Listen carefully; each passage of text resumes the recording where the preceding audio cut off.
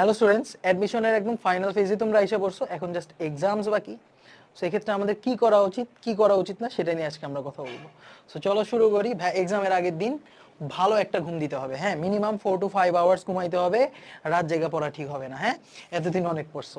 Next, যেখান থেকে আসো, তুমি ঢাকার বাইরে থেকে আসো অথবা ঢাকা থেকে ঢাকার বাইরে যাও এক্সাম দিতে, মিনিমাম 1 ঘন্টা আগে তোমাকে এক্সামের এলাকায় যায় বসে থাকতে হবে। ঠিক আছে, পারলে হল রুমে আধা ঘন্টা আগে যা বসে থাকবা। ঠিক আছে।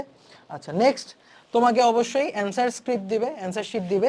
সো এক্ষেত্রে তোমার কিন্তু নিজের serial number, roll number, admit number, what ever it is, ভালো করে পূরণ করতে হবে।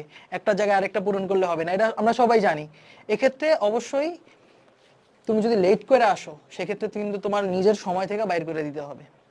সো অবশ্যই লেট করে যাওয়া যাবে না। দেন, বুঝতে পারছো, লেট করে যাওয়া যাবে না।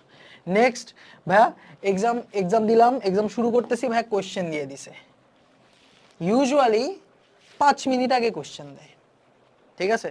সো 5 মিনিট আগে কোয়েশ্চেন দিলে তুমি একটু ভালো করে কোয়েশ্চেনটা স্ক্যান করে নিলা, হালকা করে চোখ বলে নিলা যে কোন পার্টটা ইজি আসছে, কোন পার্টটা কঠিন আসছে, সেটা তুমি দেখে নিলা।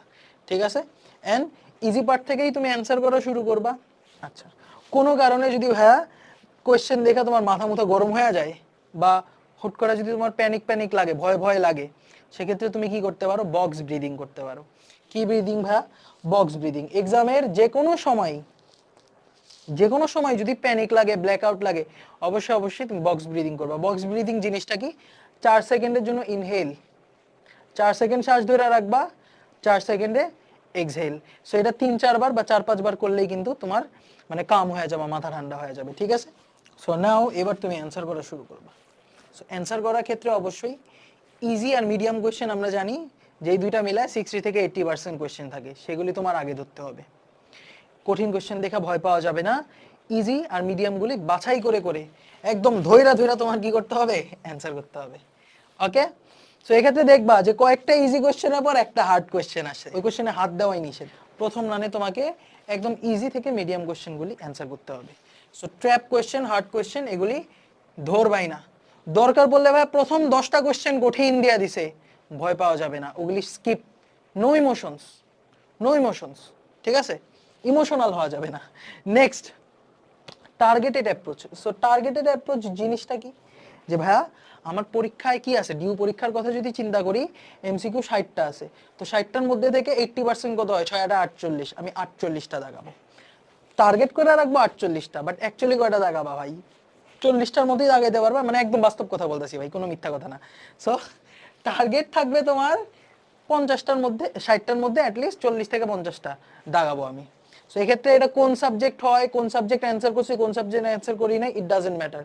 তোমার 5 মার্ক তুলতে হবে, তাই না? আগে 5 মার্ক তুলতে হবে। এবার নেক্সট জিনিস ভাই, অ্যাভয়েড কনটেক্সট সুইচিং। ভাই কনটেক্সট সুইচিং জিনিসটা কি? ধরো তুমি পরীক্ষার হলে অ্যান্সার করতেছো, ফিজিক্স অ্যান্সার করতেছো, তো তোমার ভেক্টরের একটা টপিক ইজি মনে হলো, ওইটা অ্যান্সার করলা। ওইটা অ্যান্সার করার পর তুমি আবার চলে গেলা কি, অর্গানিকে। অর্গানিকের ওইটা অ্যান্সার করলা, ওইখান থেকে আবার তুমি চলে গেলা ট্রিগোনোমিতে অ্যান্সার করলা, ওইখান থেকে আবার চলে গেলা তুমি কিসে, ধরো তড়িৎ রসায়নে। সো একটা টপিকের সাথে আরেকটা টপিকের মধ্যে কোনো কানেকশন আছে? কানেকশন নাই। এক্ষেত্রে তোমার যখন মনে করে করে অ্যান্সার করতে হবে, কোশ্চেন পড়ার পর তো তোমার চিন্তা করা লাগতেছে, এক্ষেত্রে তোমার ব্রেনের ভিতরে কিন্তু কনটেক্সট সুইচিং হইতাছে এবং এদের মধ্যে কোনো রিলেশনও নাই। সো বারবার একবার এক এক টপিক তোমার চিন্তা করা লাগতেছে, সেক্ষেত্রে কিন্তু তোমার ব্রেনের উপর অনেক চাপ পড়বে এবং this is not an efficient way. ঠিক আছে, এখানে এফিসিয়েন্সি কিন্তু তুমি লুজ করতেছো। সেক্ষেত্রে আমাদের কি করা উচিত? ধরো ইজি কোশ্চেন অ্যান্সার করবো, ঠিক আছে ভাই, subject doesn't matter, hard questions আমরা অ্যান্সার করবো না, বাট অ্যান্সার করার সময় তুমি যখন ফিজিক্স অ্যান্সার করবা তখন তুমি ফিজিক্স অ্যান্সার করবা, যখন কেমিস্ট্রি অ্যান্সার করবা তখন কেমিস্ট্রি অ্যান্সার করবা, যখন ম্যাথ অ্যান্সার করবা তখন ম্যাথে অ্যান্সার করবা। এভাবে থাকতে হবে। ঠিক আছে, এক সাবজেক্ট থেকে আরেক সাবজেক্টে এভাবে লাভ দেওয়া কিন্তু ঠিক হবে না। ঠিক আছে, ফিজিক্স আগে, দেন কেমিস্ট্রি, দেন ম্যাথ, মানে যে অর্ডারেই অ্যান্সার করো টপিকের সাথে রিলেটেড গুলি একসাথে অ্যান্সার করে ফেলার চেষ্টা করবা। ঠিক আছে। আচ্ছা, সো অ্যাভয়েড কনটেক্সট সুইচিং।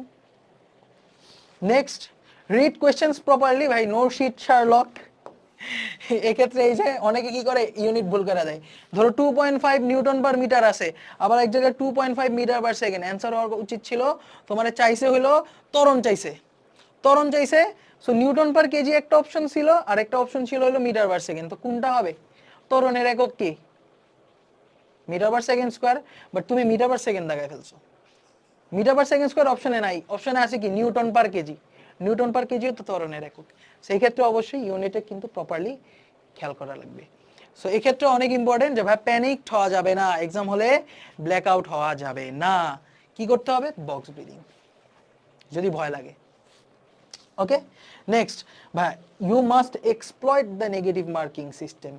জিনিসটা কি দেখো, অনেক ইউনিভার্সিটি যেখানে ধরো নেগেটিভ মার্কিং আছে, ধরো নেগেটিভ মার্কিং কম আছে, কিছু কিছু ইউনিভার্সিটিতে নেগেটিভ মার্কিং হলো 0.25, আবার কিছু কিছু ইউনিভার্সিটিতে 0.2।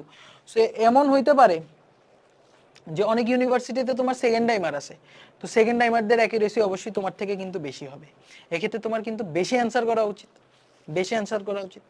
সো যদি নেগেটিভ মার্কিং কম থেকে থাকে সেক্ষেত্রে তুমি 50-50 চান্স যদি থাকে তুমি দাগায় ফেলবা, ঠিক আছে।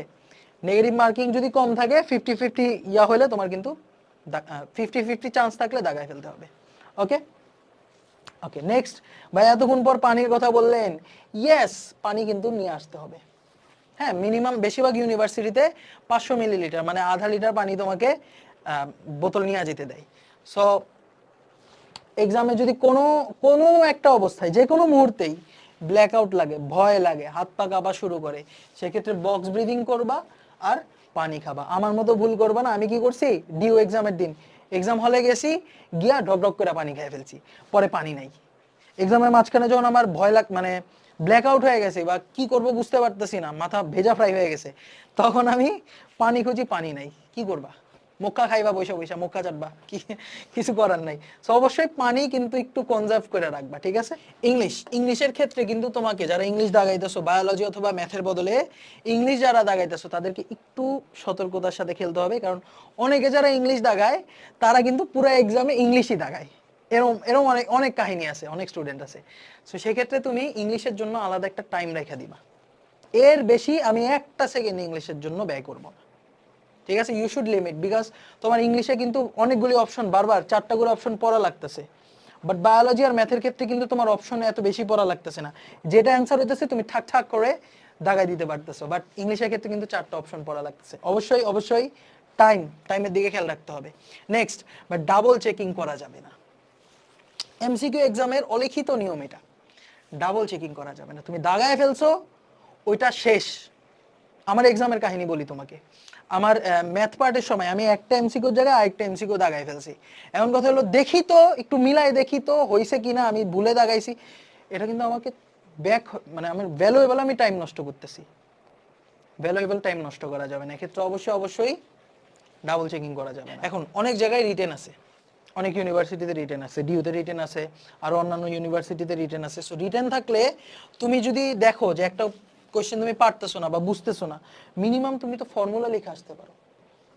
That's the minimum viable way, at least formula লিখে আসতে হবে, ঠিক আছে। আর অবশ্যই ইউনিট কিন্তু ভুল করা যাবে না ভাই। অনেকে ভালো করে অ্যান্সার করে আসে, ইউনিট কিন্তু ভুল লিখে ফেলে, এটা কিন্তু হবে না। নেক্সট, রিটেনে তুমি চাইলে স্টেপগুলি কয়েকটা স্টেপ স্কিপ করতে পারো। ফর এক্সাম্পল, তোমাকে যদিও এই কোশ্চেন আসার কথা না ভাই, গতিশক্তি চাইছে, ভরবেগ দেওয়া রাখছে, গতিশক্তি চাইছে। সো তুমি কি করতে পারো, ডাইরেক্ট ফর্মুলা যে গতিশক্তি ইজ ইকুয়াল টু p²/2m লেখলা। এখন ফর্মুলাটা লেখলা, নেক্সট স্টেপে কি হইতে পারে যে আমি ডেটাগুলি খাতায় লেখা দেখাবো, ডেটা না দেখাইলেও হবে। তুমি ফর্মুলা লেখা ডাইরেক্ট অ্যান্সার লিখে দিতে পারবা। This is called skipping steps. এখন এক্সাম হলে যদি ক্রুশিয়াল কোনো স্টেপ থাকে সেটা কিন্তু তুমি স্কিপ করতে পারবে না। ইম্পর্টেন্ট যদি কোনো ওই ম্যাথ সলভ করার জন্য ইম্পর্টেন্ট যে স্টেপ, ওইটা কিন্তু তুমি স্কিপ করতে পারবে না। নেক্সট, রিটেনে কিন্তু তোমার অ্যাকচুয়ালি ডাবল চেক করা উচিত, কারণ রিটেনে কিন্তু মার্ক বেশি এবং রিটেনের সময়ও বেশি। সো অবশ্যই রিটেনে ইউ ক্যান ডাবল চেক। ওকে, আচ্ছা। নেক্সট ভাই, এক্সামের পরে এক্সাম দিয়ে আইসা প্যানিক করা যাবে না, ঠিক আছে। প্যানিক করা যাবে না, ভেঙে পড়া যাবে না, কারণ তোমার সামনে আরো এক্সাম আছে। এই সাইকেলটা আবারও কয়েকবার রিপিট হবে। অনেকে তো 10-12 জায়গায় অ্যাপ্লাই করে রেখে দিচ্ছে, সো 10-12 বার কিন্তু এই সাইকেলটা রিপিট হবে। সো তোমাদের সবাইকে এক্সামের জন্য শুভকামনা। থ্যাংক ইউ সো মাচ সবাইকে। আসসালামু আলাইকুম।